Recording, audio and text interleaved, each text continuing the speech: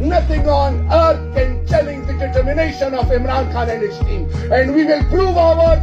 We have proven our worth. And inshallah, we will become a reality erected on the firm foundation of sincere and commitment, hard work. And we will become a reality which will become an example for our coming generations, inshallah, bismillah. तो मैं सिर्फ आपको ये बताना चाहूँ, sir उठा के चले, बस बिल्कुल नहीं घबराना, मायूस नहीं होना।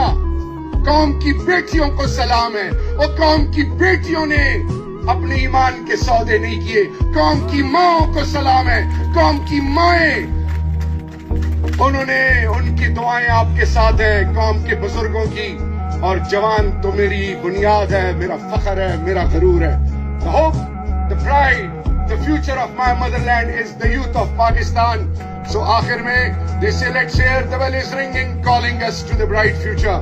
Let's join and unite together and prove it to the entire globe that Pakistan is a reality. Imran Khan is a reality. Imran Khan and Pakistan, they are one body and one soul.